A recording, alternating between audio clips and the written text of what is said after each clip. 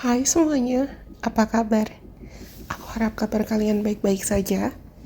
Dan sekarang, Lesion Process kembali lagi dengan sebuah video baru untuk teman-teman. Di video kali ini, kita akan cari tahu, terutama untuk teman-teman Scorpio dan Scorpio Rising, kira-kira apa yang akan terjadi dalam hidup kalian di bulan Desember 2024 ya.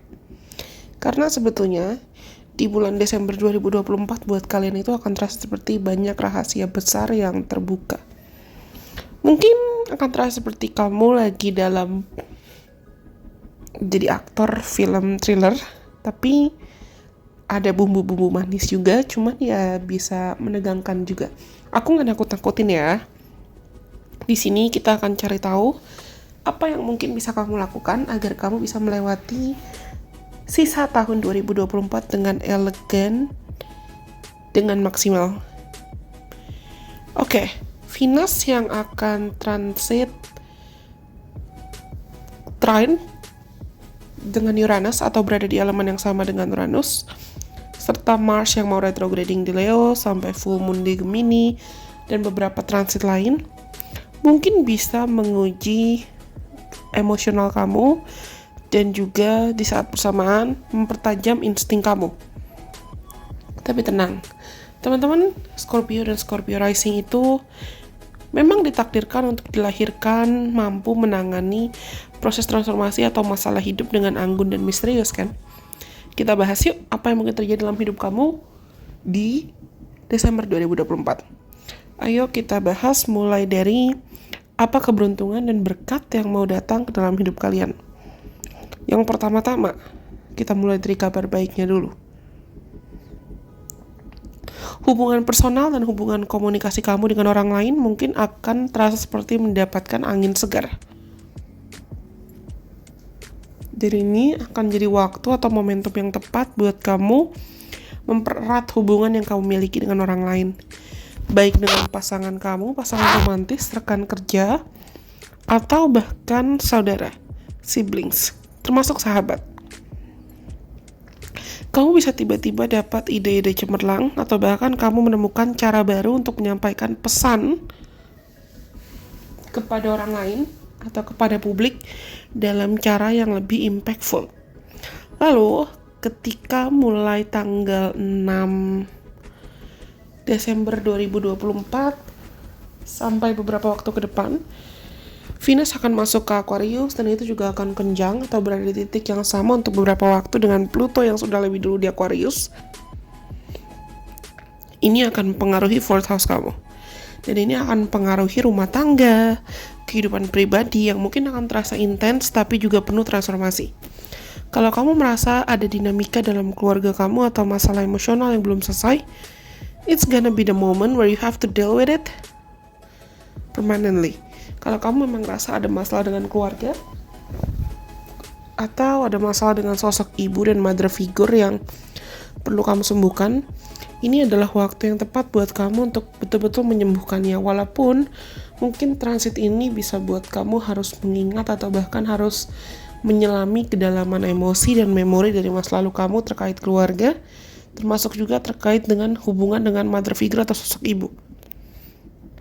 But the good news is, Neptune yang direct di Pisces nih, di 5th house kamu, itu akan mempengaruhi kreativitas kamu, termasuk juga intuisi kamu. Kamu akan merasa lebih kreatif, lebih intuitif, dan mungkin ini adalah waktu yang ideal, waktu yang tepat untuk kamu mencoba hobi-hobi baru, ide-ide kreatif baru, proyek kreatif baru, atau bahkan memulai cinta baru, memulai hubungan cinta, memulai hubungan asmara yang baru. Mungkin kalau kalian adalah content creator, ide-ide kamu itu lebih bisa menginspirasi orang lain. Tapi, namanya hidup ya, pasti ada tantangan, pasti ada rintangan. Bulan Desember ini, dengan adanya Mars retrograde di 10th house kamu, itu mungkin bisa bikin kamu ngerasa kayak ambisi karir kamu terasa stuck atau mandek. Atau bisa saja kamu mendapatkan masalah atau konflik dengan atasan, dengan bos atau dengan orang yang lebih punya power dan authority figure, orang yang lebih punya influence. Atau mungkin kamu bisa punya masalah dengan ayah atau father figure. Bayangkan seakan kamu adalah cheetah atau panther, bukan mobil ya, binatang yang sedang terjebak di dalam kandang, atau macan yang terjebak dalam kandang. Energi dan tenaga kamu yang besar itu bisa terasa frustrasi karena kamu merasa terkekang atau kamu merasa terhambat. Next, selanjutnya, Mercury yang retrograding di Sagittarius dan opposite dengan Jupiter di Gemini, ini bisa berdampak ke second house dan 8th house kamu. Hati-hati dengan masalah komunikasi, terutama komunikasi yang ada kaitan dengan keuangan, aset, atau bahkan transformasi dan kematian, termasuk rasa percaya diri.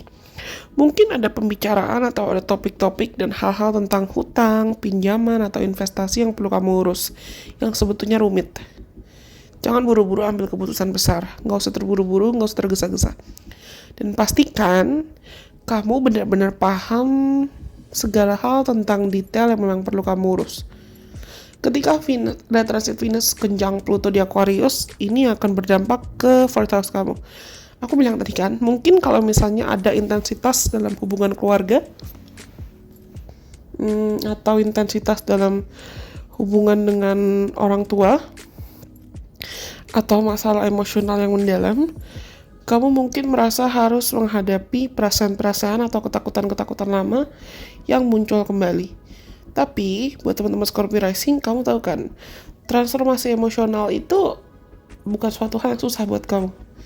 Kalian itu mahir loh untuk mengubah dan dalam mengubah emosi-emosi yang terasa intens dan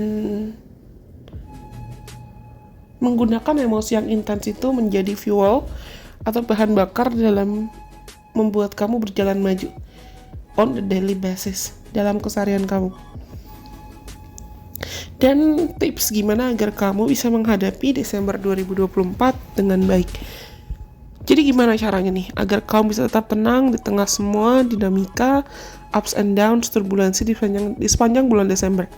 Yang pertama, ini adalah waktu yang sempurna, waktu yang baik untuk kamu menyelami, mendalami, dan memahami perasaan kamu, termasuk menyelesaikan segala hal terkait urusan finansial, atau bahkan mengakhiri sesuatu hal yang it's no longer serving you lagi, udah nggak layak dan udah nggak cocok buat kamu bawa-bawa ke masa depan.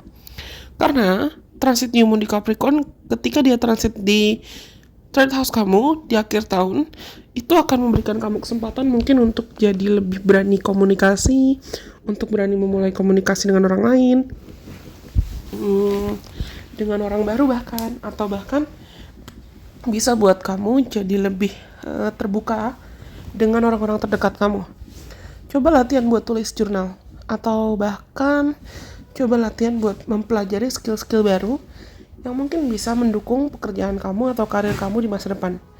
Dan untuk kamu menghadapi transit Mars retrograde di Leo-nya, in your 10th house, fokuslah pada kebutuhan untuk kamu secara berkala mengintrospeksi diri dan cari tahu apa sih yang perlu kamu improve, apa yang perlu kamu benahi, apa yang perlu kamu tingkatkan, atau apa yang perlu kamu tinggalkan career wise dalam karir kamu supaya kamu tidak terus-terusan merasa stagnan. Gunakan waktu atau jeda untuk kamu mengevaluasi ulang strategi kamu dan cari tahu apa yang mungkin betul-betul bermakna dalam hidup atau betul-betul penting bagi kamu dalam hidup. Kalian tuh biasanya jago baca situasi, kalian jago baca suasana. Jadi sepanjang bulan Desember pastikan kamu bisa bergantung sama insting kamu, bergantung sama intuisi kamu untuk bisa bertindak secara bijaksana. It's not a scary month, okay? Aku yakin kalian pun juga mungkin gak akan merasa seakan ini sesuatu hal yang menakutkan, tapi malah mendewasakan. Dan bisa bikin kamu jadi lebih bijaksana nantinya. Bisa bantu kamu untuk berevolusi menuju versi diri kamu yang lebih kuat, lebih otentik, dan lebih maksimal. So aren't you ready? Siapkah kalian teman-teman Scorpio Rising dan Scorpio Placement, Scorpio Sun untuk menghadapi bulan Desember ini? I believe in you guys. Aku yakin sih kalian pasti bisa. Semoga video ini bisa bermanfaat buat teman-teman. Sampai kita ketemu lagi di kesempatan. Bye-bye. God bless. I love you guys so much.